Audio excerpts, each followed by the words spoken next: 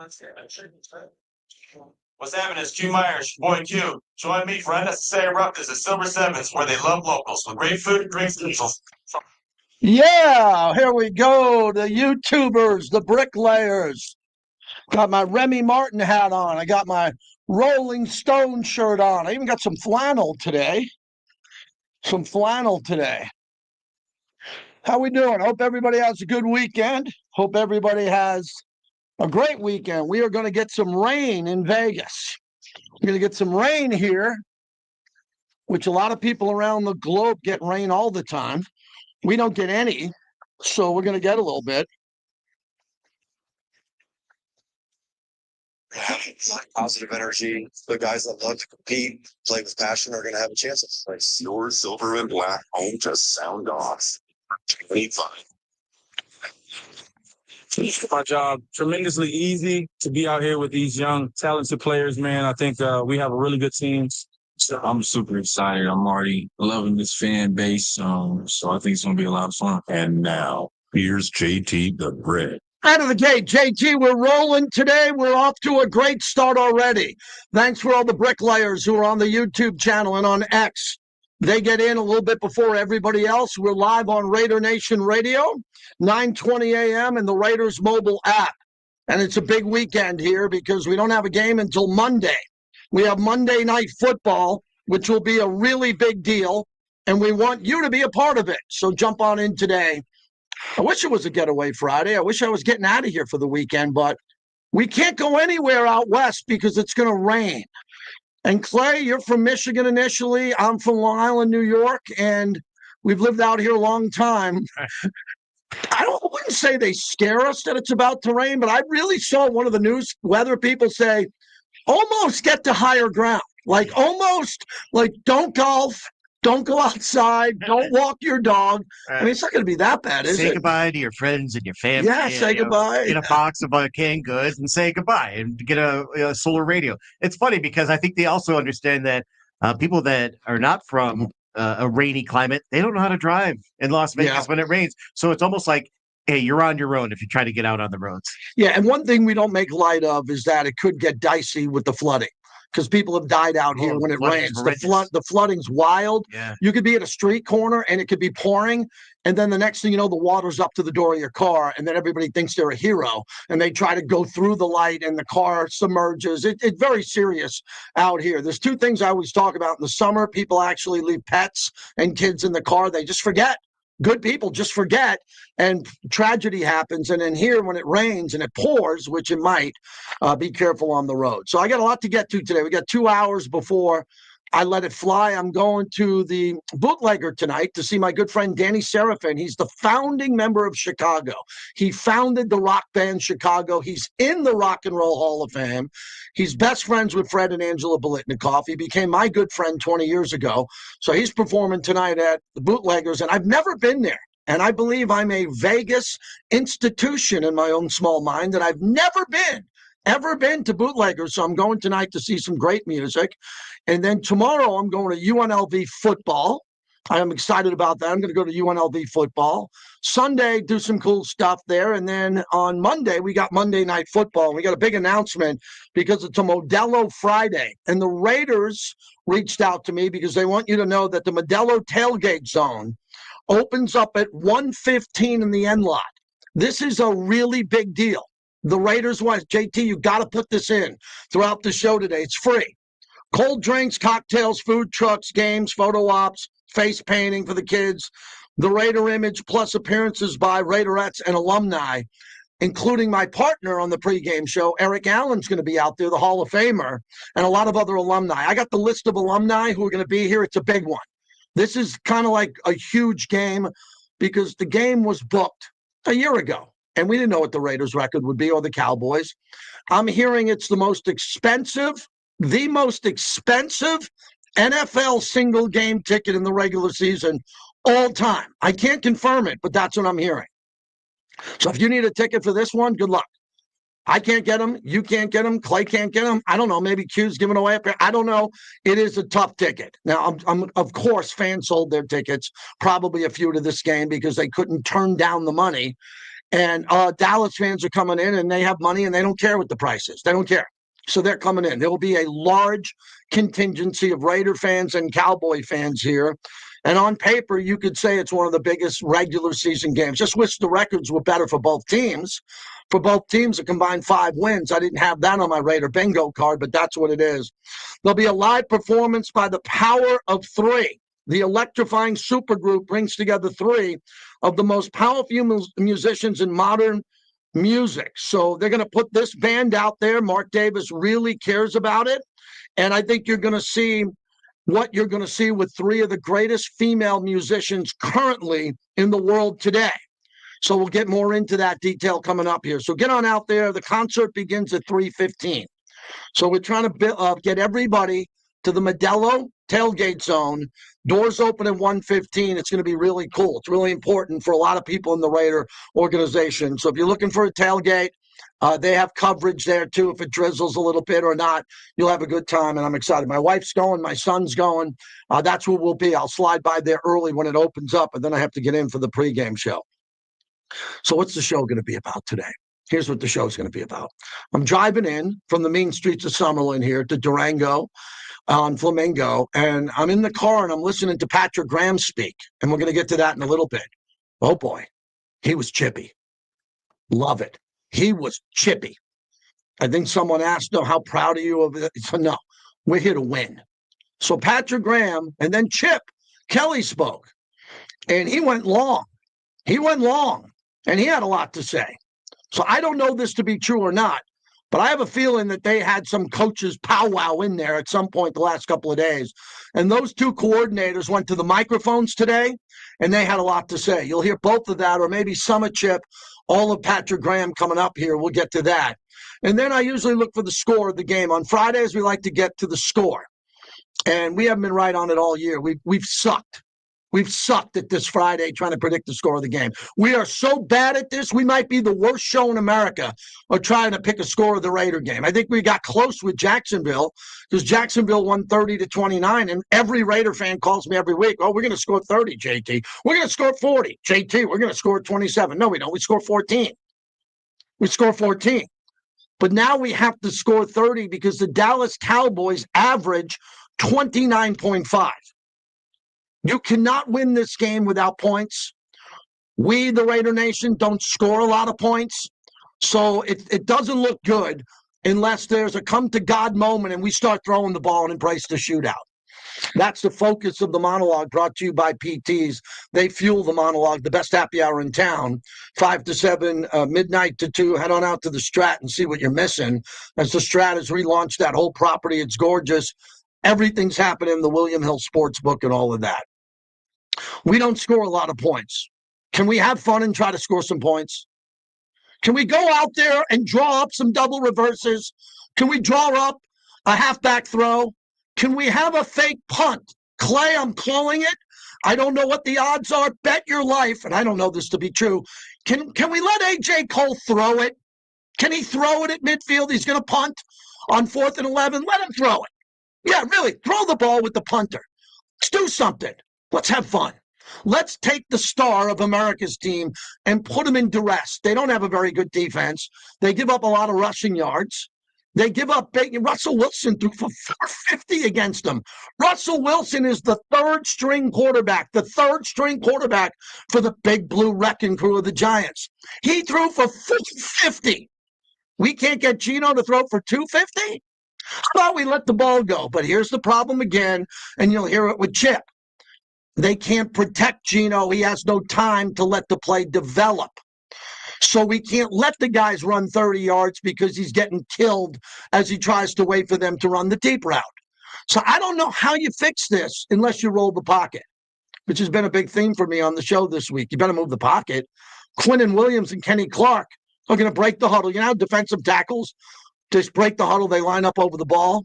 Kenny Clark and Quinnen Williams are going to be looking at each other going, hey, you got some spittle on your chin. Oh, yeah, you're foaming at the mouth. You need a towel? These guys are foaming at the mouth to get to us. These 2 guys, these game wreckers, oh, my God, man, they are taping up right now in Dallas. Can we play now? They can't wait to go up against Jordan Meredith. They can't wait to introduce Caleb Rogers to the NFL. They can't wait. We better have a plan. Don't hand the ball off up the middle. Move the pocket. Get the ball out quickly. Say it again. Don't run it up the middle. Move the pocket. Get the ball out quickly. A 4-year-old toddler knows this. A 4-year-old Raider little daughter with ponytails knows this concept. Get the ball out quickly and don't waste plays running it at these guys or you're going to be in for a long day. And then play defense. So I think the Raiders are as good as the Cowboys. I think the Raiders are better than their record. Man, how long have I been saying that? The Raiders are better than their record. I think the Cowboys are better than their record. The Cowboys have lost to the Arizona Cardinals and the Carolina Panthers. We can't beat them. Why can't we beat them? We're playing them at home. They're a field goal plus favorite. We should be able to beat them at home. I was talking to someone at the Raiders the other day who says, man, we don't do a lot at home, but we don't get blown out. We don't have a lot. If you look at the history of Allegiant Stadium, the history of it, can you name a time or two when the Raiders got blown out at home? I bet you can't. I mean, I might be forgetting one obvious one. I don't know.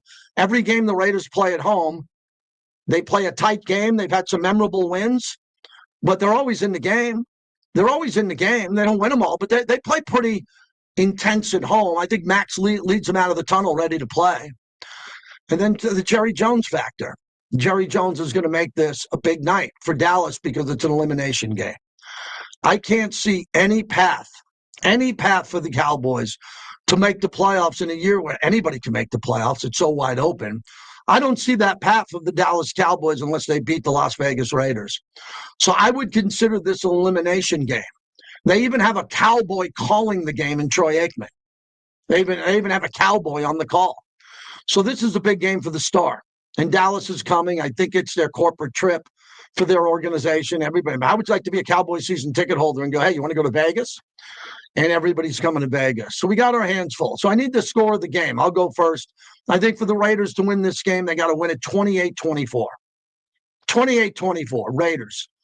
How are they going to score 28 points? Brock's going to have 2 touchdowns. 2 touchdowns. That gives me 14 points. Ashton Genty's going to have a rushing touchdown. That's going to give me 21 points. And then Daniel Carlson's going to have a minimum of 2 field goals, maybe 3. I just gave you all the points. You want to hear it again? Brock gets 2. Ashton gets 1. That's 21 points. 24 with 1 made field goal. 27 with another made field goal. That's our 27 points. I said 28, 27, right in that wheelhouse. We got a whole deck. George Pickens and CeeDee Lamb to 24 points, and they average 29.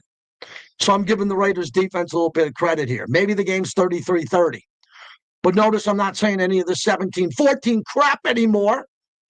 17-14 means, man, what a boring game again. I don't want another boring game. I'm a season ticket holder. I want points. I want to win. I want points. So that's where we're going. What do you think the score of the game will be? Do you see anything in this game?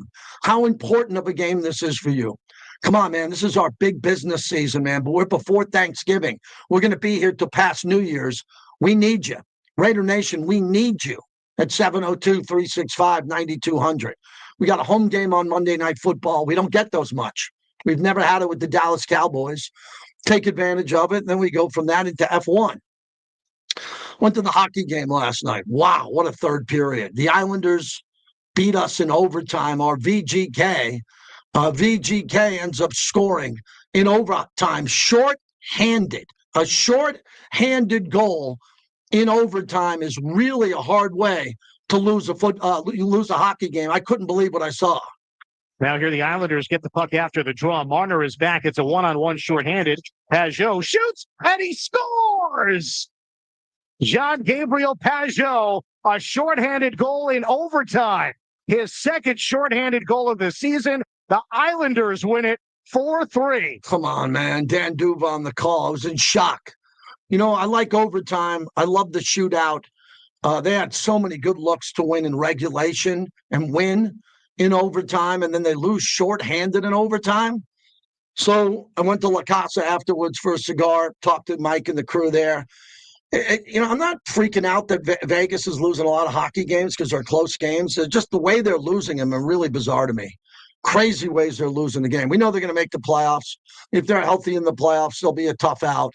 But they don't look like a Stanley Cup contender to me. What I saw last night, there's 15 other teams in hockey that are better than them now. I think we, the VGK fans, have more talent out of those 15 teams and probably about 12 of them. But we got to get guys healthy back and ready to go. So good to see friends and family and some cool people last night over at the Fortress there. If you went to the game, let me know, 702-365-9200. But we want to hear from Raider fans today on the outcome of the game and what your expectations are coming in. Because this week's been really frustrating to me. I think we did a really good job with Pete Carroll. And then fans were just like, some fans were like, who cares? I care. Pete Carroll cares. When you hear Patrick Graham coming up here, I think you'll realize he cares. And Chip Kelly, I don't want to say Chip's not making any excuses, but Chip went pretty into detail on who's been hurt, how they're behind the chains. It's third and long all the time. They're not protecting Geno. Right? Geno's getting sacks. They can't get the ball to Brock in Denver because they didn't do a good enough job. Chip admitted that. You'll hear that coming up here. It's been a very frustrating season. One of the most frustrating seasons in my career, dating back to 1998. I'm not going to say it's the worst season. There's a lot of good. There's a lot of good that's happening in some aspects that you don't want to hear about, but there is some good going on. But it's clearly on my Mount Rushmore of most aggravated seasons in my life. Aggravated. I'm just really edgy, really aggravated, really pissed off, want to win badly, want this to be a better product. And I'm doing my best every day to try to come in here and give you my opinions on the product and why it's not good, not making any excuses, pointing fingers when we have to, but still wanting them to win the game. You see, there's the majority of Raider Nation, which is the majority, want the team to lose when they're pissed off. They love the Raiders. The majority of Raider Nation, all the way from Santa Rosa to Compton, around the world, Vegas, want the Raiders to win every time they play. And even the most pissed off Raider fans who are frustrated want the Raiders to win. But, there's a lot of wise asses out there now. There's a lot of people taking chips at their team. There's a lot of people throwing rocks over the fence. You know those little punks in high school that throw the rocks over the fence, but then they have a fence and then they run? And then they run and they jump in a car and they're gone? And they're wearing the gear of the team? There's a few of them out there. And we've been trying to navigate through them all. We're trying to find the people that want to see something good happen when something bad's happening. And I try to give you, I don't do a lot of analogies, but I try to give you some analogies that I think make sense from the economy, the market. I stay away from politics. Vegas, tourism being down or whatever. So people are saying Vegas tourism's down. They're right. They're right. I play golf with guys who are really big and they know the tourism here and we're down X amount of % per month. Still a great time. We still got Monday Night Football F1. We still have the greatest residencies in the world playing at Sphere and all these concerts. So who cares if it's down? It's still a great time. People are still coming here having the time of their life. But you can't do that with football. You can't tell people that the program that you're building is doing good things when you lose and expect all the fans to buy in. A lot of fans aren't buying in. There's been too many coaches, too many GMs, and fans are hoping for the best, and it's not happening. So they're trying to come to grips with how to remain a fan and be loyal and be supportive, but the negativity is wearing them down. Does that make sense? The negativity is bringing them down, and I don't want this show, as we have Clay now a part of it, I don't want this show to be negative. I'm negative enough. I want everybody to be positive and have a good time. I'm going to see live music tonight, live music. I got a great life. I don't want to come to the show and say, this is the tough part of my life. And then when I go out tonight, it's going to be the best part of my life. I want my whole life to be great with my wife and kids. I want every day to be unique and great. I don't want to come in here and talk about losing. I don't want to come in here and talk about losing. And when they lose, I talk about it, but I try to get back on track with the win. So now we have a day today where we can talk about the Dallas Cowboys. Now, most Raider fans, Clay, you would say they don't hate the Cowboys, right? They hate the Chiefs. They hate the Broncos. They don't acknowledge the Chargers. Oh, they hate the Patriots. Their coaches, former players, they hate the Patriots. But what do you think the average Raider fan, as you host a morning show, thinks of the star of Dallas? I think the star, it wears thin on Raider Nation because Raider Nation sits there and they see Dallas clamoring, always getting the national headlines, the first story out on ESPN, and also having the moniker of America's team.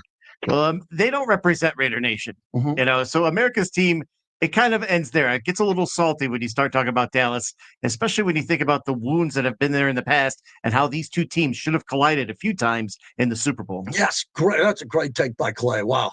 You put a lot of you threw a lot out there. This team in the first 10 to 12 to 14 Super Bowls should have played like 6 of them against each other. Seriously. Yes. The Raiders, it shouldn't have been Len Dawson in Super Bowl 4.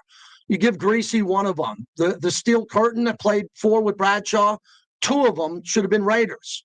And then you look at remember Pittsburgh playing Dallas in the Super Bowl. I mean, you remember that, how gorgeous of the colors of the Steel Curtain going up against the star of Dallas. Should have been the Raiders. So yeah, that's a great point that Clay made. Shoulda, coulda, woulda. There could have been a lot of matchups there. One of the things I like is the history of Al Davis and Jerry Jones. If you watch the documentary on Jerry Jones, which I thought was fantastic, my only criticism of it is they did Al Davis an injustice. There should have been a lot more Mr. Davis because he had a big impact on Jerry Jones. When Jerry Jones was fighting off the league and trying to go out on his own with his own marketing and Pepsi instead of Coke and doing all that, he's on the phone with? He's on the phone with Mr. Davis, who sued the league and won. And Mr. Davis, who built the league as a maverick from the AFL to the NFL, Jerry didn't know anybody. And he pivoted to Al Davis, and then Al Davis had an impact on Jerry's life, building the number one biggest brand in all of North American sports, right there with the Yankees. Jerry Jones did that. It was not the Cowboys before Jerry Jones. It was Jerry Jones who got that team to where they are today. And then the Mark connection, because Mark and Jerry Jones have a really deep history, because Mark, being Al's son, getting to be around the team and then meeting Stephen Jones and Jerry Jones and Mark's connection and the respect level that Jerry has for Mark when Jerry had to let Mark know that LA wasn't happening. It's one of the most fascinating stories ever. And Mark went to the press conference. We're not used to coming in third. And Mark went back to Oakland. And then Vegas was born because Jerry Jones thought that Stan Kroenke getting LA without the Raiders having to go to Carson with the Chargers, Jerry Jones flipping that meeting, Mark handling it like an unbelievable pro, was the beginning of Mark going back to Oakland, trying to get a deal done in Oakland, which could not be made in Oakland. It could not be made in Oakland. Even the diehard Oakland fans know that. And then instead of the Raiders playing at the Home Depot Center in Carson, California, not even LA, the Raiders go to Vegas and build a global brand in the sports and entertainment capital of the world. And do you know how much money, and I know you only care about wins. I know you're pissed off at the record. I'll get back to that. Do you know how many owners in the NFL look to Mark Davis now and say, holy crap, did you see the check I just got? What? Oh, I get a check for television, and I get a check because Mark went to Vegas and that income is getting dispersed? It's a really big deal. And Jerry's in the Hall of Fame, and Mark's involvement in Canton, Ohio now with getting rings for all the deceased players' families, and Mark's involvement in Canton, which I know a lot about, that's really tight with Jerry. And Jerry wants to beat Mark, and Mark wants to beat Jerry. That's what I'm interested on Monday. I can't wait to get on the field after the pregame show. Jerry will probably be talking to Mark on one of the sidelines, and the Cowboys are going to play the Raiders in our building at Allegiant Stadium. I wish the records were better, but they're not. No one on hold on a Friday. So I'm going to talk for 2 hours today because God blank I can. Thank God I have the energy to do it, man. If you want to get into radio, don't try to copy my energy. You'll never have it. No one goes as hard as me. On a Friday, after the triples I've done, the serious shows, all of that, I'm here for you, Raider Nation, on a Friday. Are you here for the Raider Nation? 702-365-9200. The Dean of the Newsmen, Chris Matthews, joins us at the bottom of the hour. Jesse Merritt joins us a little bit later on in the show with his soon-to-be award-winning stream and podcast. And I have a full Embrace the Shootout show today because I'm going to embrace the shootout. If you're a Raider fan and you give a crap and you're excited about the Cowboys being here, come to me. If not, go to a movie, go to lunch, go for a walk, and batten down the hatches. It's going to rain today. 702-365-9200. Brought to you by Modelo, the fighting spirit of Modelo. On Fridays, I reward myself with a bucket of Modelos. I'm going to have to bring it in today if it rains. So I'll have it inside, and then we'll get rolling. Chris Matthews coming up in a few minutes, and you can all watch the show and see what we're doing. We got some new features on YouTube. JT the Brick YT. Let's get this going today. All right. Yeah, I have to shame some people today. I have to shame the people who are quiet. Yep. Hold on, be right back. Yep, I'm going to put that there. Go ahead.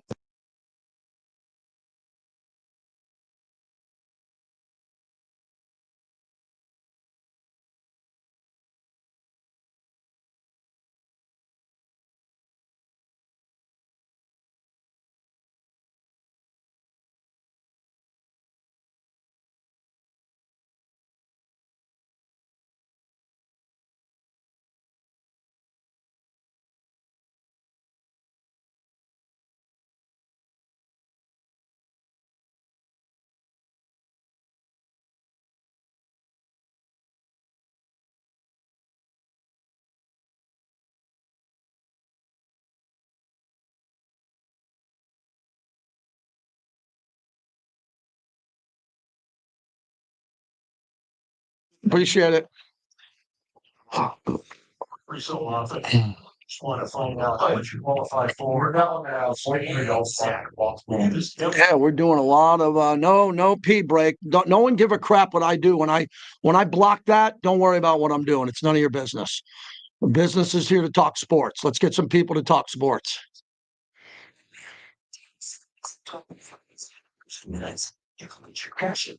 Yep. Lacasta's on hold. Yep.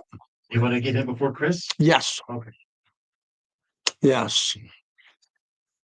Hydrate. Yeah, Mike, come back in about 3.5 minutes. We'll go to you first, okay? All right, thank you.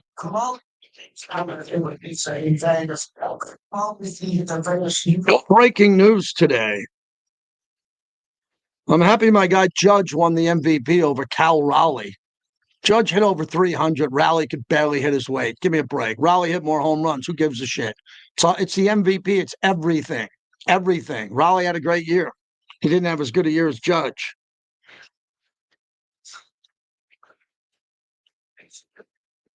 Isaiah Pacheco is out against the Broncos. Joe Burrow ruled out, as has Trey Hendrickson. Wow. Devontae Adams questionable. Jackson Dart out with a concussion. Out. 9:43:46. 9:43:46. Man, what happens if Jameis Winston plays well? Be a prophecy. Show. By the gods. Dallas Rich flavored Pilsner style lager. Russell Wilson sitting behind all that. Yeah, Russell Wilson not playing. Yeah, that's interesting. He might play if obviously you don't want to see someone get hurt, but if Jameis gets dinged up, Russell Wilson comes in. And steady job. Just great pay and job security. Our team members go from training to 6 figures. Yeah, it was nice to go to a hockey game last night. Nice to do that. Nice to get out after that.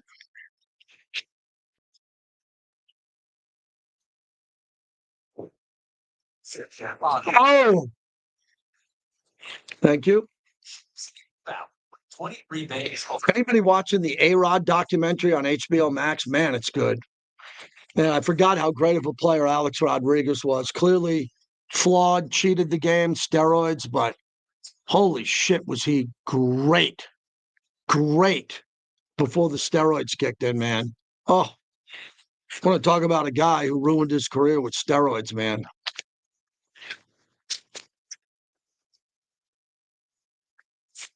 All right, Clay, we got Patrick Graham is probably what I want to play at some point. Cool. Real Well, no, I love my slot machine. It's all at your fingertips. All you gotta do is slotcheck.com right now to check it out. Absolutely free. It's slotcheck. Okay, you got Mike LaCasa line. Done. Yep. Yep.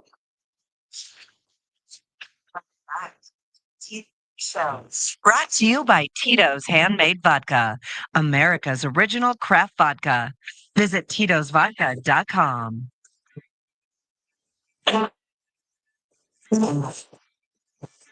Now Smith is under center. Ashes the setback. Motion man is Tucker. Geno Smith rolls out to his left. He's got Genty in the flat. Catches it at the 5. Makes the turn. So, Justin Genty, his first career receiving touchdown. And the Raiders capitalize off the Max Crosby pick. March down the field and take a 6-3 late first quarter lead. Yeah, that was nice call. Jason Horowitz on the call. JT, back with you. Continue on. Tito's, proud partner of our show. Had a couple of Tito's last night as I slid by La Casa Cigars and Lounge for some live music last night. Mike, the owner, joins us. He's calling in. Thanks for calling in, Mike. Good to see you and the crew last night at the all new and improved La Casa. How are you? I'm good. How are you? It was a lot of fun yesterday, so Yeah, no doubt. it was good seeing you. Yes, and I know you want to win. You're not going to the Cowboy Raider game to lose. How do the Raiders win this game, Mike?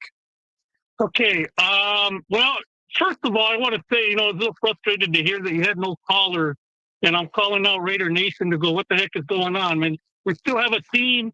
We still want to win. I like the score of about 24-17. Mm-hmm. The way we do that is a lot of Brock Bowers. How about some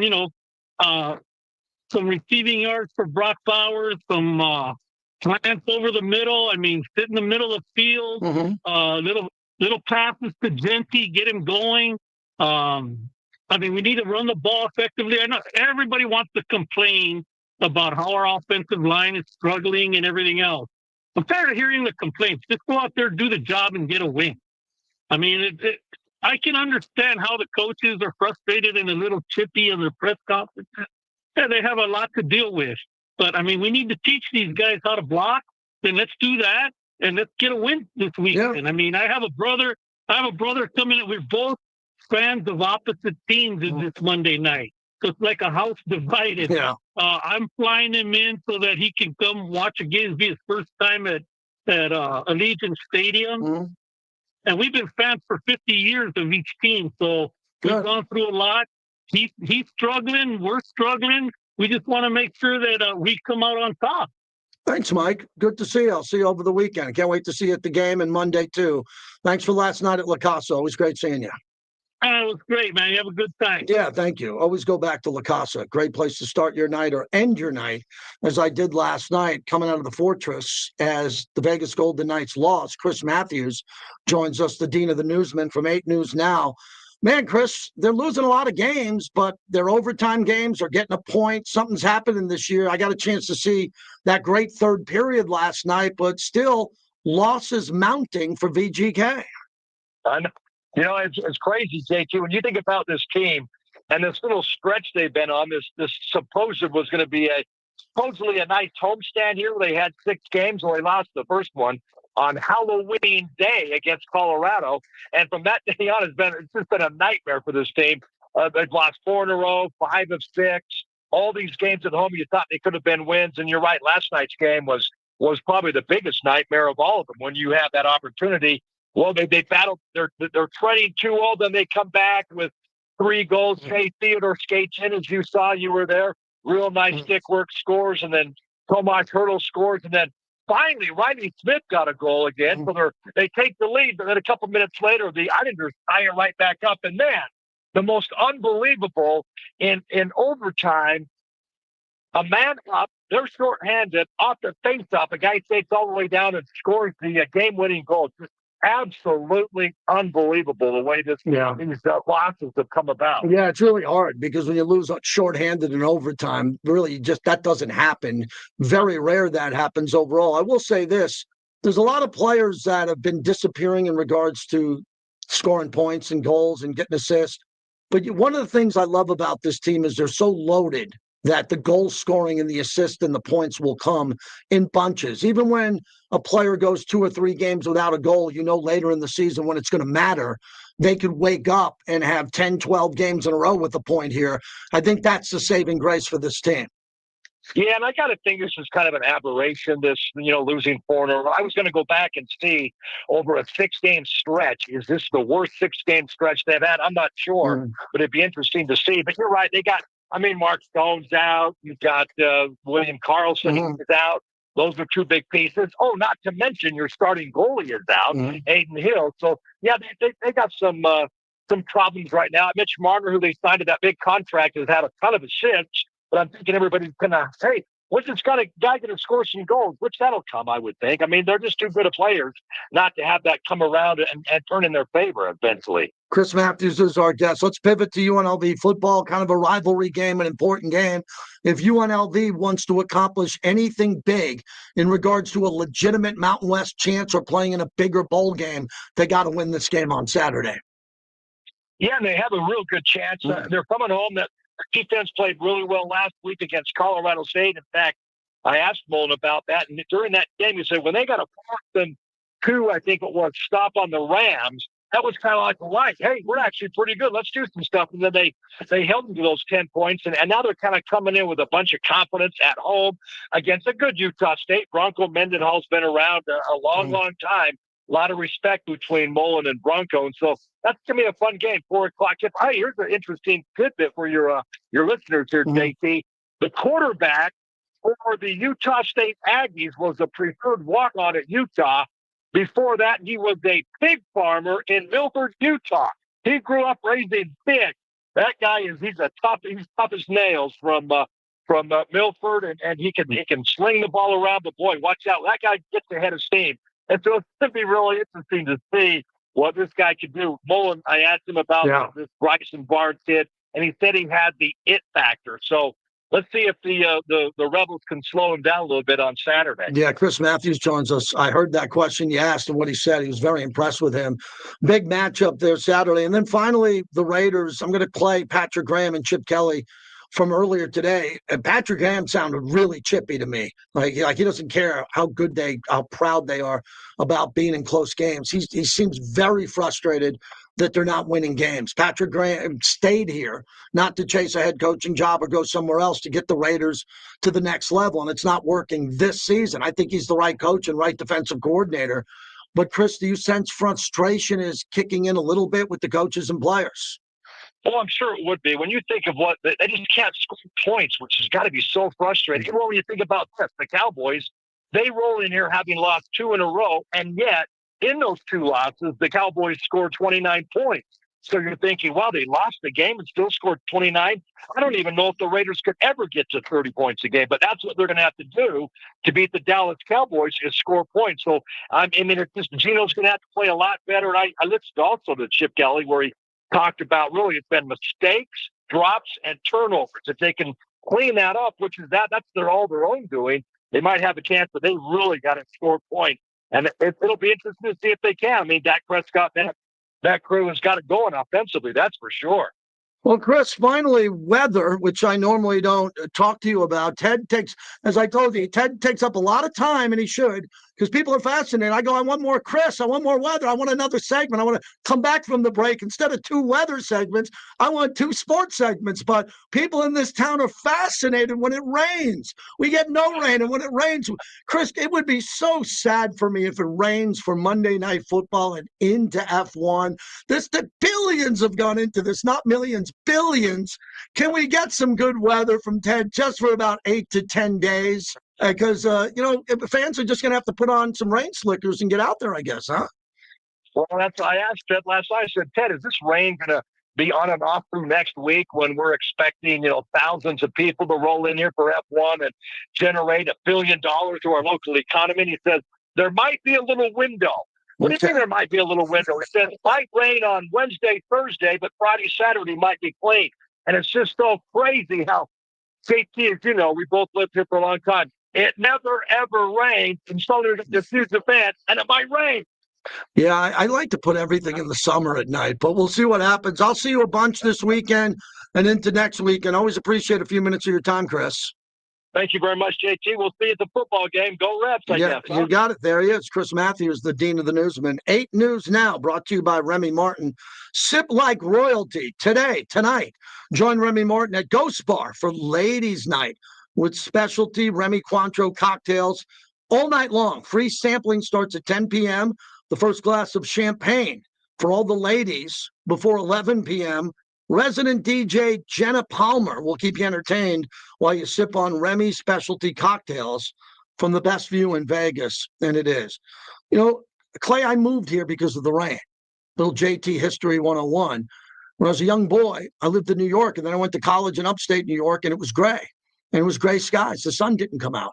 And then when I got a chance to move out west, I moved to San Diego in the 80s, late 80s, and then settled in Vegas in the mid 90s for the weather. And I miss my family dearly. I mean, my mom and dad are more important than the rain, but I could not live in the rain. And I moved to an area where it doesn't rain, other than a few important events of the year. And you know, it's going to be part of it this week, man. A little bit of rain, no big Yeah, deal. it's actually okay. You kind of celebrate a little bit because you can handle it. Where we're from, they average around 300 days of partly cloudy to completely cloudy. Out here, it's the complete opposite: 300 plus days of all sun and Yeah, partly sunny. and partly sunny So sky. this is like the complete reverse of what we're used to, and I've never gone back either. And I miss my family too. But you know what? They all show up to Las Vegas because they love the sunshine as well. So you never miss out on anything. But we do bake like potatoes in July and August, and that's when we try to get out of here. It's not pretty. It is. Oh, it can get ugly. It can get ugly, no doubt about that. So jump on board. We heard from one of my partners. We haven't heard from any fans yet on the score of the game. Are you scared? Do I have to hold hands today? Do I have to be the brick therapist, as my wife calls me? Am I doing therapy today, or can a bunch of men and a few women call in and say we're going to win the game? Do I got to hold everybody's hand to the torch and hope we win? Or is this the toughest fan base in sports? Let's get a win and get it going here. 702-365-9200. So Patrick Graham spoke, and I want you to hear it coming up on the other side. Then we'll have Chip Kelly. We're going to have Jesse Merrick later on. He's got a really good stream and podcast. He's going to have a lot to say. And what happens next for the Raiders, if they win this game, everyone that I know in Raider Nation thinks they should have 4 wins. Some believe 5. So everybody thinks either the Chicago, Jacksonville, and Denver game should have won 2 out of 3. You would agree with me, right? We should have won 2 out of 3. We'd be 4-5. But we don't do shoulda, coulda, woulda radio. You are what your record is. But we should be around 4-5. What happens if the Raiders win this game and they get the 3rd win? I'm not saying they're going to make the playoffs, but if they beat the Cowboys at home and they do it in impressive fashion, it's going to be fun to look at the rest of the schedule because you get the Giants win, Cleveland win. I'm hoping there's another game that we can win somewhere else there as I look and navigate through the schedule. There are home games that we have left here. But if you don't beat the Cowboys and the Cowboys win in impressive fashion, there's going to be some tough sledding next week because then the season's completely gone from a win-loss record. And then, you know, you're really starting to mount some losses here that we don't want to see. We watched last year 10 in a row. We don't want to see 10 in a row. There's games that the Raiders should win. They're better than that. But the injuries and what we're seeing with Jackson Powers-Johnson being down along with Colt Miller is concerning to me. And Geno looked to be banged up in the last game, and he's practicing this week. And how much time do you give Geno in this game? I think they're going to give him the whole game. I mean, Pete Carroll told me to my face, they think that Geno got to a different level. It's not that he's playing well. Geno's not playing well. He's not. He's playing poorly. But he's not playing as bad as he was in a stretch earlier this year. Geno can't afford to go backwards. He cannot afford to go backwards. When we come back, Patrick Graham, he did not sound happy. He didn't. He didn't sound happy at all. We'll hear what he has to say. Maybe he's sending a code to all Raider Nation about the attitude that he wants coming into this game. I think the attitude should be just win, baby. A lot of alumni are in town. Brought to you by the Black Hole, home of football's most notorious fans with over 40 chapters worldwide. We'll talk to Mark Jones, the president of the Black Hole, a little bit later on.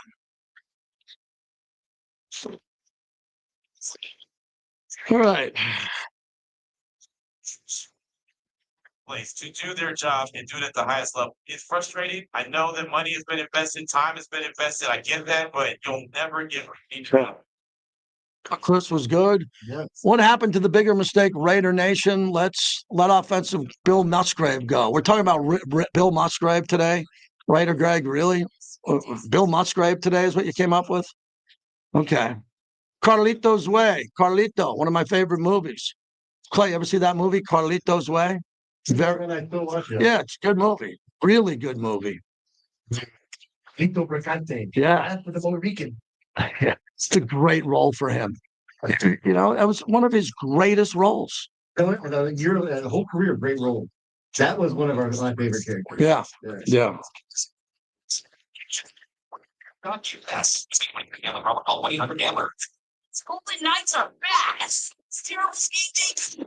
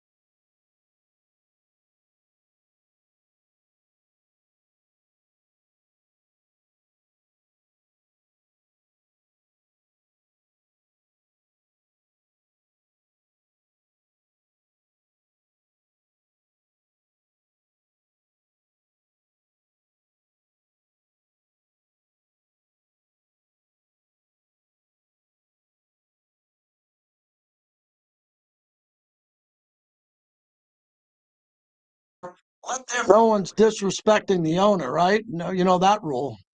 You know that rule. No one disrespects the owner, my friend.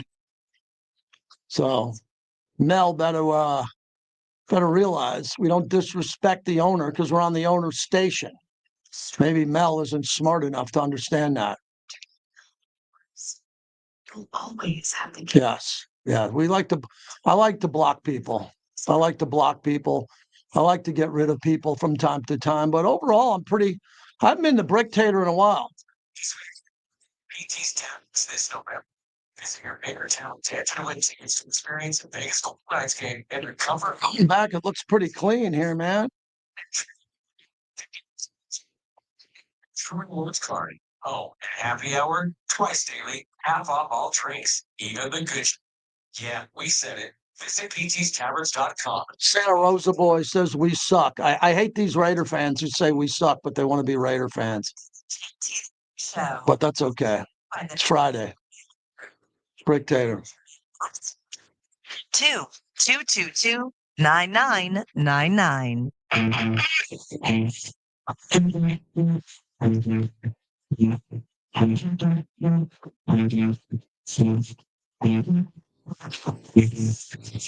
Nix comes up throwing. It's a backwards lateral. Sutton's going to throw as eyeing downfield. Snowden giving chase. He was circling him like a vulture and got him for a loss of 6. Nix back to throw. Got time, late pressure. Bounces off a defender. It's Kelly again. The Vegas native trying to bring this one back to the Silver State. It deflected off a receiver into the hands of Kelly, and the Raiders will take over on the Denver 45.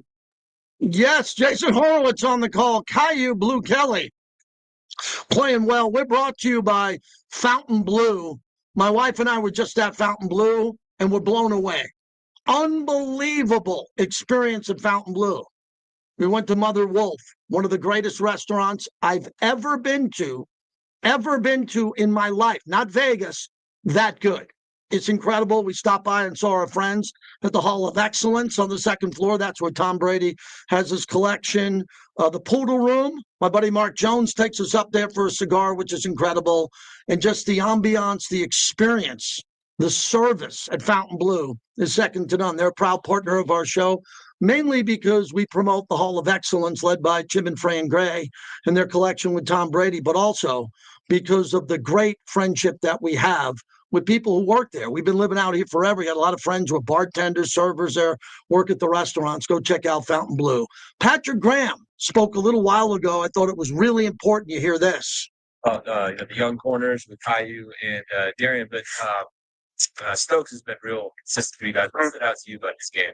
So one, the attributes in terms of physical, like he's long, he's fast, he's physical, does a solid job tackling, so that stuff stands out. And then when he's presented with a one-on-one matchup or a one-on-one challenge, he's done a good job of stepping up to the plate in terms of handling that.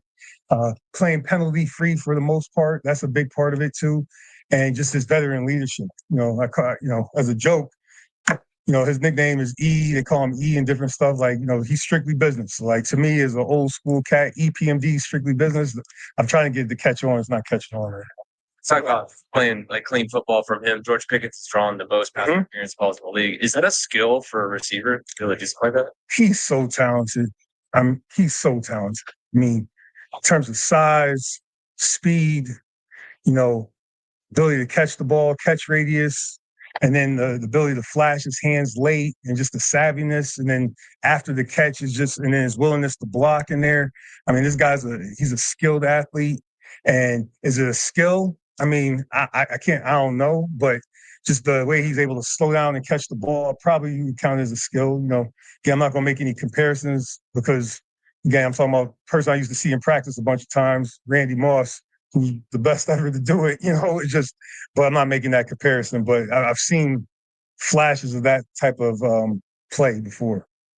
Just when you look back at the Denver film, kind of just what stood out to you guys? What were you able to do with defensively that you like? What stood out? You got to do a better job. Myself, start with me first. You got to do a better job finishing.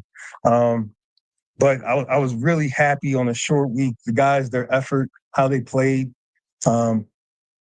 executing what we asked them to do, gave Denver some different looks, stuff that we asked them to get done in the short week, the attention to detail throughout the week.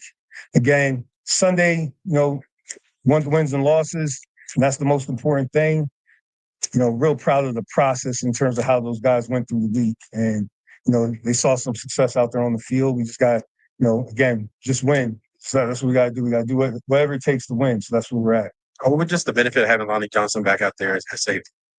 Anytime you have good football players back, it's always positive. I mean, he's a big physical safety. He does a good job communicating. He's fast, obviously, and his energy is infectious. So that was a positive there. You see how you developing the PAs and picking up those 2 interceptions you had in the last game. How encouraging is that for you to see one of the younger players starting to? It's great, just again, youth, experience, it's how they perform on Sundays and Thursdays and this week Monday. It's how they perform. So again, whether they're a rookie, they're a 10-year vet, it's how you perform.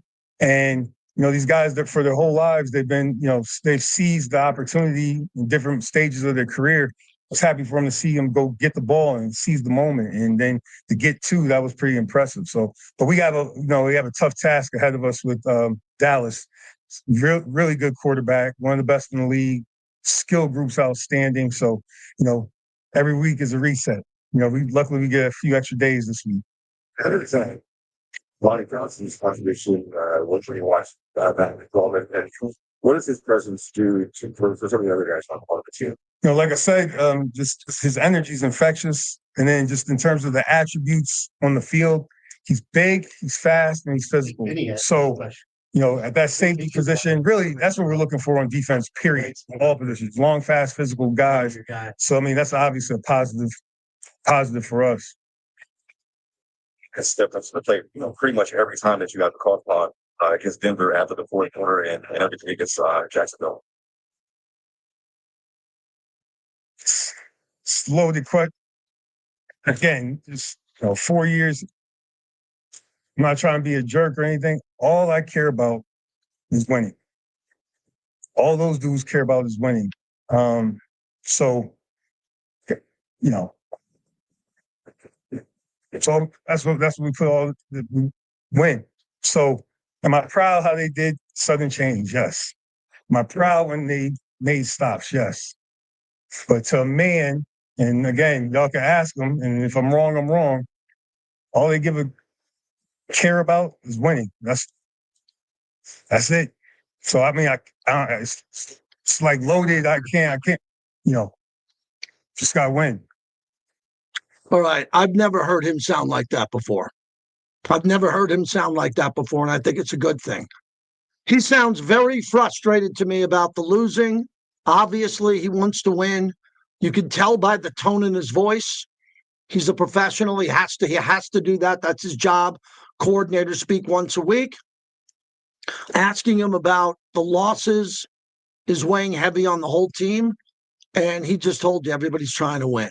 That's why I tell everybody, don't never bring tanking to me after you heard his voice crack there. And you heard his voice. How dare you ever say losing is blank and positive in any direction? You just heard a paid coach on the team who's clearly disturbed by the losing. So show that respect as they're trying to win in any sport. Baseball, whatever it is, hockey. We talked hockey today. They're trying to win, man. You've got to give them a little respect for how they want to win that badly. They're not doing it. So they get criticized for it. Then they go to the microphone and they tell you that. You have to give them some respect back. You have to if you're a fan and you care. If you don't care and you're just throwing kerosene bottles, then you don't care. But when you hear his voice there at the end, and really what he's saying to all of us is, yeah, I'll talk about a guy getting a good play and making an interception. I don't want to talk about that. I want to win games. That's Patrick Graham, the defensive coordinator. Brought to you by Woodson Bourbon Whiskey. Charles has his own brand of whiskey, and he's doing great with it. I got a great bottle, a Black Hole bottle, that I'm going to bring out to one of our events coming up here shortly. If you're looking for a bourbon whiskey to share with your friends through Thanksgiving, the holidays, the summertime, it's got to be Woodson Bourbon Whiskey. Sunday. All right, let's see what we got. Remy Martin hat, man. To you by All Paddle Law. It's not about the injury, it's about the recovery. Modelo is an official certificate of the Las Vegas Raiders. Jesse told me that he is 120. First down logger, delivering a crisp. 115, excuse me. So I'll do a monologue till 115 and call him, and then we'll take him to the bottom, and then maybe we'll do Chip Kelly. The phones absolutely suck today. So I'm going to do the whole show because the callers have checked out. A lot of people have checked out other than my live stream. They've checked out, and I can't check out. I got to go to work. This is now work. It's work when you got to do a radio show and everybody, fans are like just so pissed off. You got to hold their hand. But I get it. Not my first rodeo. We'll do it. We'll get it done. 1 hour to my bucket of Modelo's. 1 hour to my bucket of Modelo's. 1 hour to my bucket of Modelo's. Regard. Out of word. Cleveland running west is 1922. That's JT.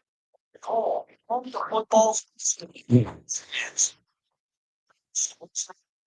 Easter Sundays inside the world famous Golden Nugget Resort Casino on Fremont Street. This isn't just a store, it's the official Black Hole fan store.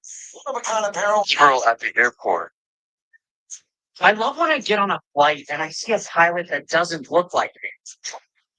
When are they bringing back the mask mandate? Delta Platinum?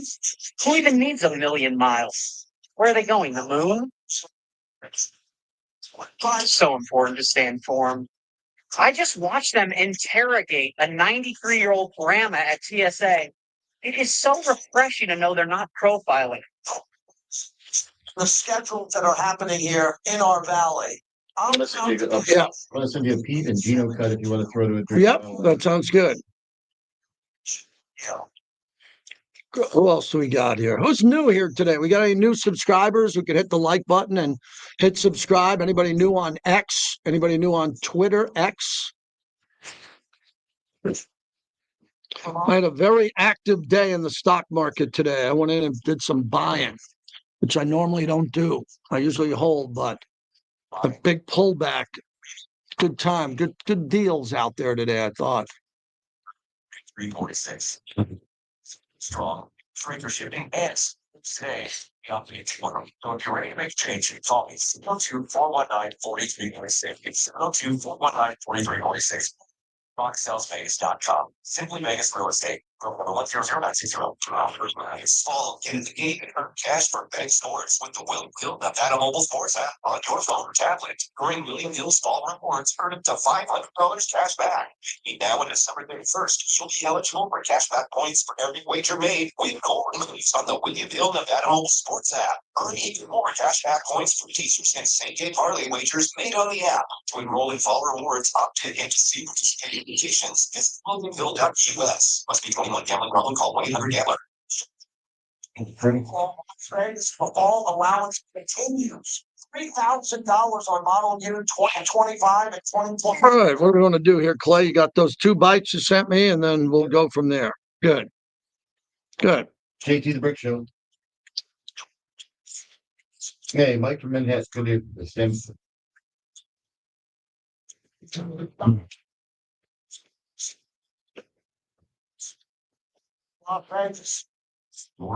Radio coverage of Monday Night Football. This is right here on your football station, Raider Nation Radio 9:40 a.m.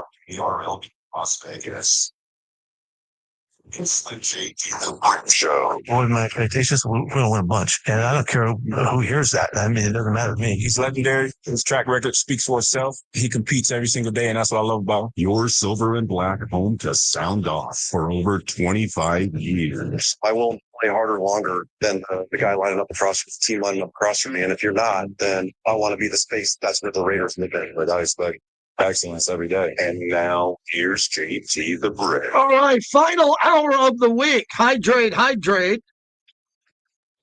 Final hour of the week here on the flagship of the Raiders, Raider Nation Radio. Hope everybody's doing well.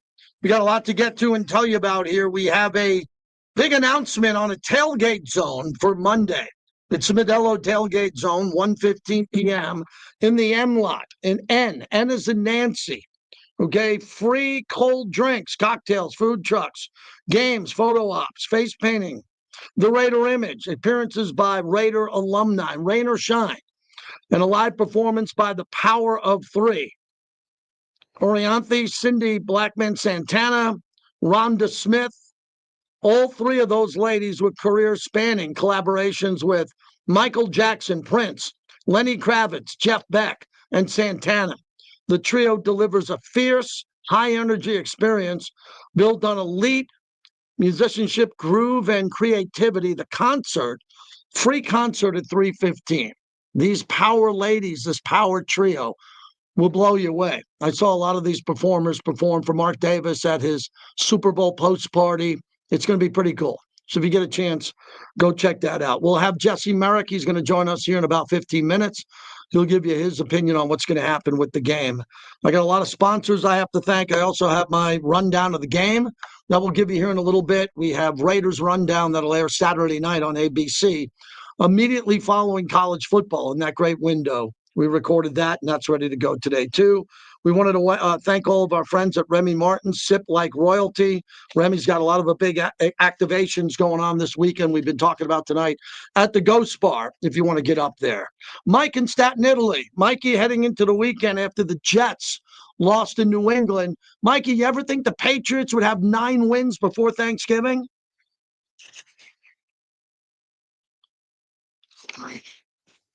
May is making plays like a young Mahomes. It's just unbelievable what a good franchise and a good owner can do. And worse than that, I got to see Gronk sign a one-day contract. We're shipping people out there, getting people back in. It wasn't even that close of a game, JT. I'm worried about, and what happens in New York happens in Vegas. These away teams must come into our stadium. And I'm real nervous about this Monday night, JT. I think you might see 75% Cowboy fans come into this game. I think the defense has to stand up. I think our offensive line is going to be challenged. I think there's going to be pressure up the middle from them. And Gino might have one of the toughest times there. I just need the Raider Nation to not give up these tickets to the Cowboys. The only good thing about this government shutdown, JT, is that maybe that there's no flights coming from Texas into the Vegas Stadium this weekend. Well, there's going to be fans here, Mike. You come out to a lot of games. You're also a Jet season ticket holder. You know what happens when the other teams feel like they can go out and get on a road trip. But you travel a lot as a sports question. How has the airlines affected you? You're on the road every week. You're a professional sports gambler. What's it like? I haven't traveled much lately this year. I've been staying back here. What's it like getting to the airport, knowing your flight's not canceled, but it could be a 2 or 3 hour delay? Well, JT, that's a two-parter. So the TSA, to get through pre-check, which I am and clear, it is no problem. But then you're just playing pot luck. You're playing bingo when you're sitting at the terminal. Wait, the plane's there. Everybody's there, and then it gets delayed because of the air traffic controllers. Then that gets rectified. Then the pilots time out. Thank God they have that law. And it's a nightmare. Hopefully, in the next week or so for the holiday season, everybody can get around. And obviously, safety is way more important than getting there on time. But yeah, JT, and you said this 2.5 years ago that stuck out with me. You said gambling is going to be a major concern for all these sports things. And the biggest concern for, in my eyes, is Vegas's UFC out there. It's unbelievable that there's tickets still available for their main show in New York City. I could still go to Ticketmaster right now, not the resale market, and get tickets. And that has everything to do with what was going on in the press. And I don't believe it's widespread. Is it 1 or 2 rogue fighters doing it with the gambling allegations? But it's definitely going to, with the basketball, it happened with the referee. The basketball players with the mini bet.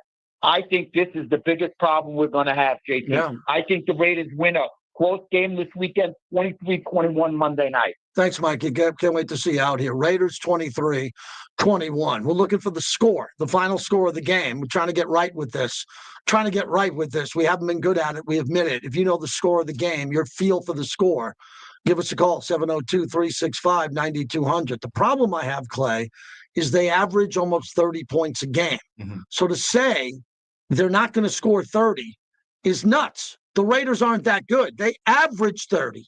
So that's their average, not what they had once a year. So you got to assume they're going to score 27 to 30 points on the Raiders, and the Raiders are going to have to match that. And I think the Raiders can do that. They can actually go in and get the ball downfield, especially when you get somebody like Brock Bowers. But if they can learn from what happened in Denver and start accentuating guys like Trey Tucker and Jack Bashmore, and while Brock Bowers is getting bracketed, they could have success, especially as a team like the Cowboys who are bad against the run. Yeah, we're going to see Brock get double teamed. You're going to hear a little bit of Chip Kelly coming up there. He explained it. Chip owned it. By talking about that. Chip owned it and said they got to do a better job getting them open. All right, so we got a soundbite here from Pete Carroll on handling this start. This is a bad start to the season at 2-7. Here's the head coach. The first part of the question, how do I handle it? Not very well. It's been crappy, and this is not what I expected to happen, and I didn't feel that we would be this far behind the start of the season, and so we're just trying to keep driving the messages home and trying to get better each week and do some things that we can build from.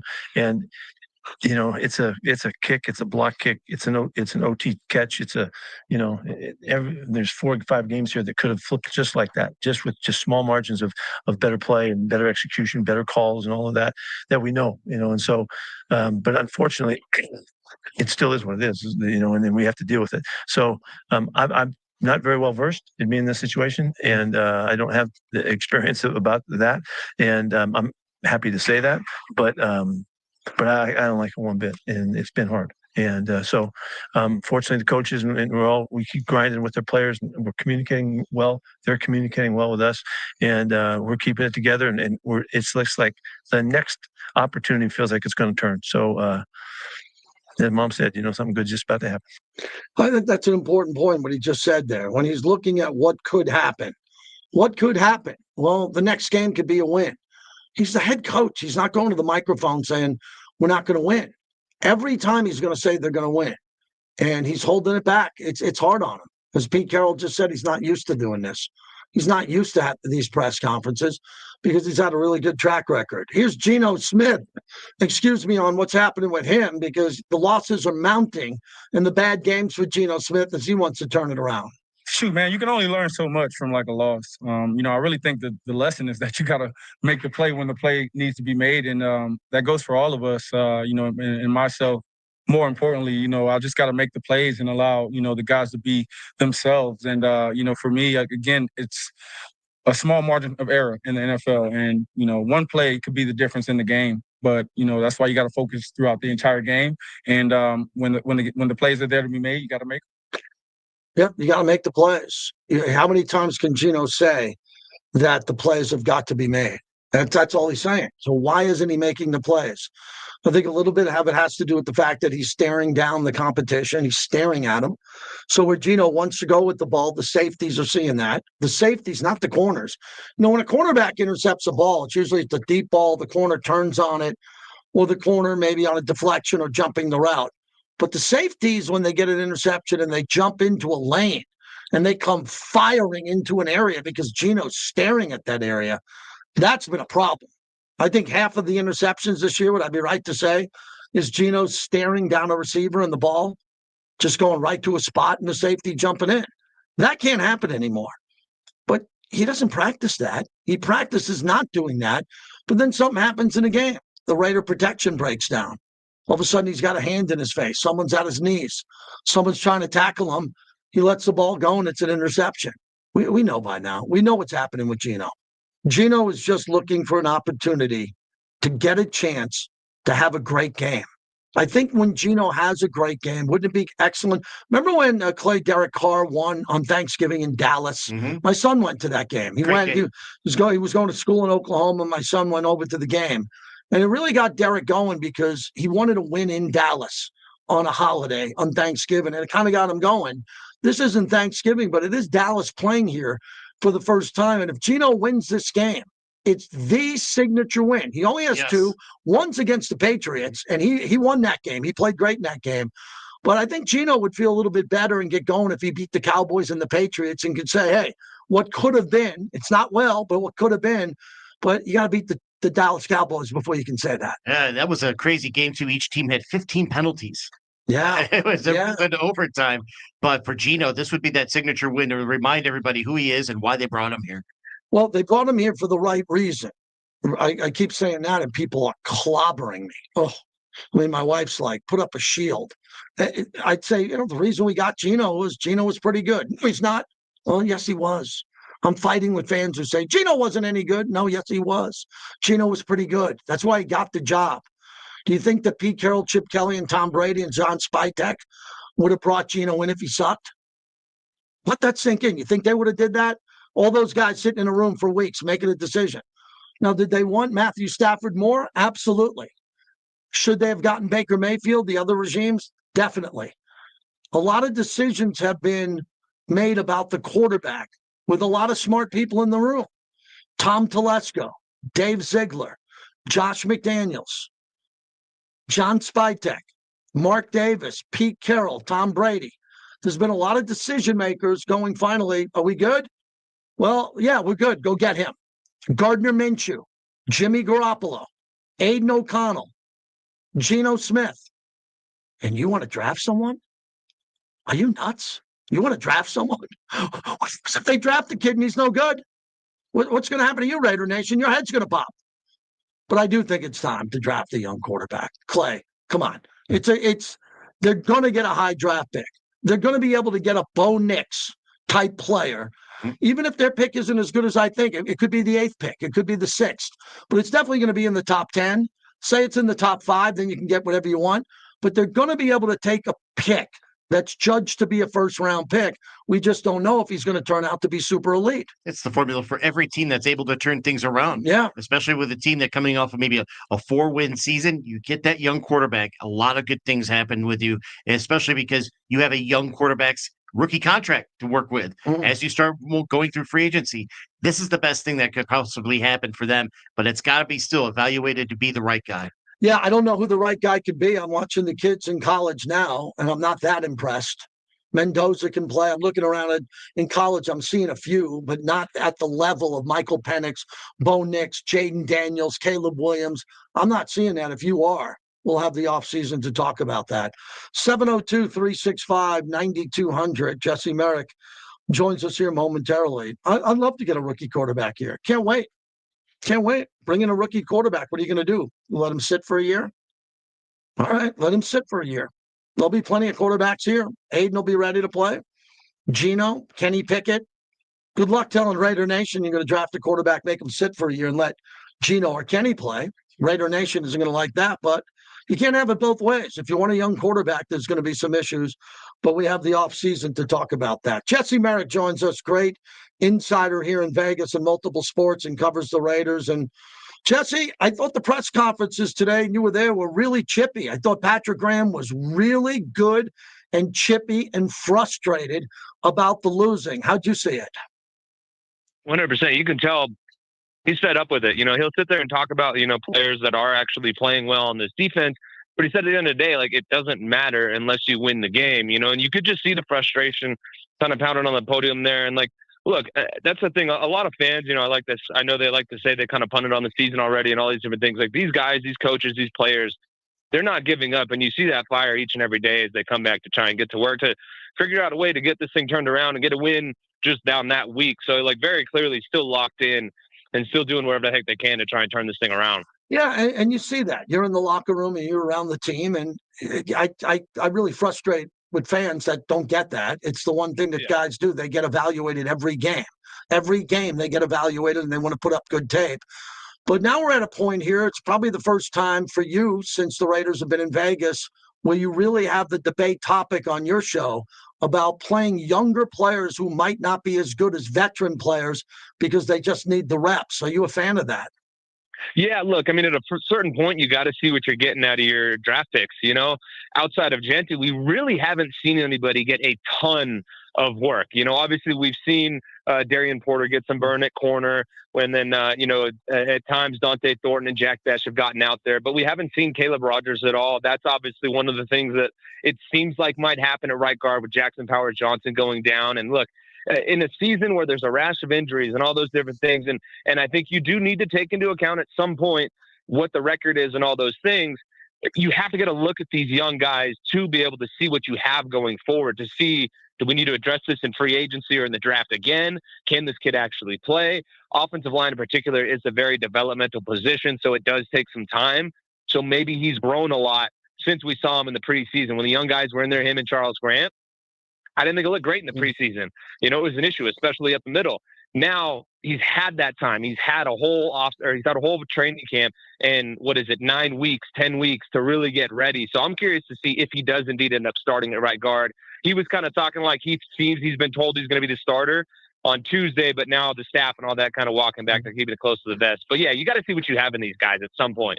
Jesse Merrick is our guest, Silver and Black Sports Network. The problem I have with Rodgers, and I want to see him play, is the matchup. You're playing against two of the best defensive tackles in the league, and Quinnen Williams is playing in his first game with the Cowboys. I got to assume he's going to be a handful. Do you want to throw a rookie into that type of fire?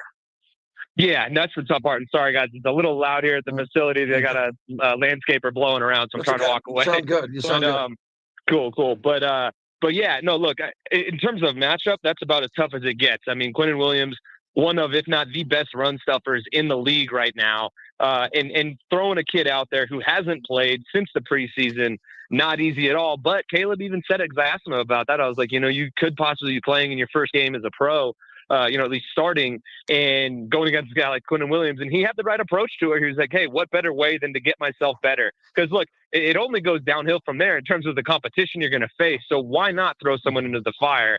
I think, again, it would be different if it's like week one and it's like it could cripple the kid's mentality, all that stuff. Caleb doesn't seem like that type of guy that it would do that to. He's a very happy-go-lucky type of guy. It has a really good attitude. So I think if anybody can handle it, he would be a kid that can. But look, let's keep it real. Like, there's going to be growing pains with that because of who Quentin Williams is. Jesse Merrick is our guest. What do you think about the kicker competition?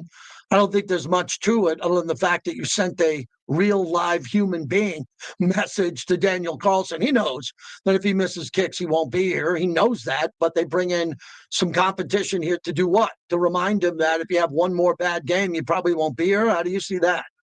Yeah, I agree with you on that one, too. I think Daniel ends up being the guy. Pete even said, he expects him to kick, but it is a real deal when you bring somebody in there, like you said, there is actually another person in the building that has kicked in this league for a long time. And you sit there and look over and you're like, okay, well, this guy could potentially take my job and I could be out of a job. And as a kicker, you can fall out of favor very quickly after a couple of big misses, So that's a very real thing. And that can be a real kick in the pants to really get you going. So, I think it's nothing more than like hey, you're on notice. You need to get better. Otherwise, we will replace you. But I do think that Daniel is still the guy, at least for now. If the kicking issues continue, they'll definitely replace him. This staff has no loyalty to him. Let's be honest about that. Jesse Merrick's our guest. Jesse, what do you think is going to be the key to the game? What are you looking forward to watching from an entertainment perspective? It's Monday night. It's probably the most expensive regular season ticket ever of all time in football. I don't think there's ever been a single regular season game where prices have been this high. And we know Dallas fans are going to show up. And the Cowboys are very entertaining. They put up a lot of points on offense. Yeah, you expect to see a whole lot of Cowboys fans in there. And I think that's the big thing is, one, can the Raiders defense actually stop this Cowboys offense or slow them down? They're averaging 30 points a game. I think the key there, surprisingly, even though they do have Dak and CD and Pickens and Ferguson in that receiving core / tight end room there, I think really the key for them is to stop the running game. They got to be able to stop Javonte Williams. He's top 5 in the league in rushing yards per game. And if you can take him away early, make them one-dimensional, make them pass, your front can really pin their ears back and try and get to Dak Prescott. That's when the Cowboys have struggled the most. In their 5 losses in the tie, they've rushed for right around that 100 yards mark or right under it. If you can keep Javonte Williams under that mark, it proves to be very well for any opposing team taking them on. And then on the flip side, too, this Raiders offense has to score. Teams playing against the Cowboys have had their best games, but we've seen how dysfunctional this Raiders offense is. We've seen the self-inflicted wounds. So the big question is, can you slow down the rushing attack for the Cowboys? And on the flip side, can you actually score points against this defense that could have 4 or 5 new starters? That's going to be real interesting to see because we don't really know what to expect out of this Cowboys defense because there's going to be a lot of new personnel on that side of the ball. Yeah, the Cowboys give up a lot of yards rushing, and it makes you think that the Raiders are going to play right into that, and they're going to want to run Ashton, which I would too. But if they run him up the middle, I think they're just going to be wasting play after play after play. So what I've been saying all year is get Ashton out on the perimeter. Easier said than done because I'm a fan of Michael Mayer. And I thought if you want to keep DJ Glaze around here, he's going to have to prove that he can get out on the outside block with Mayer next to him. Then if Ashton comes around and you see some good blocking from Jack Besh or anybody else along the way, oh, boom, bingo. All of a sudden Ashton can get a big run on the outside. I cannot imagine, and I hope I'm wrong, I can't imagine Ashton being able to run the ball up the middle against the vaunted Cowboys interior. How is that even possible? Yeah, no, I agree with you on that one. And the one thing I'll say is, I agree that DJ does need to show a bit more to show that he should be here long term. But I think the key to success in this game in particular is running behind Stone Forsythe, which I know sounds crazy, but he's actually played really well. He's actually 8th in the league in run block win rate amongst tackles. So he's actually fared really well in the running game. His run blocking has been solid.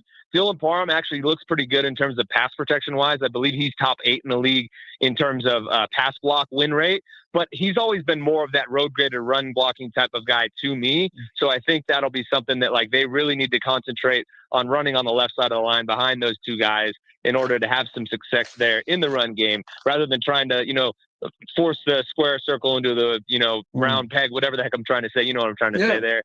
By running it to the right side. So to me, the path to victory and getting the running game going is running along that left side there. Jesse Merrick, one more on that. You mentioned DJ Glaze. I agree if he wants to be here.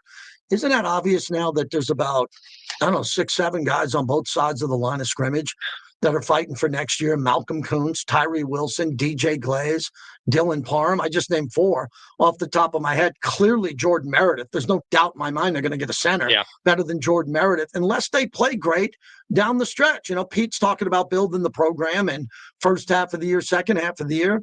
I don't want to see guys lose their jobs, but they're definitely auditioning.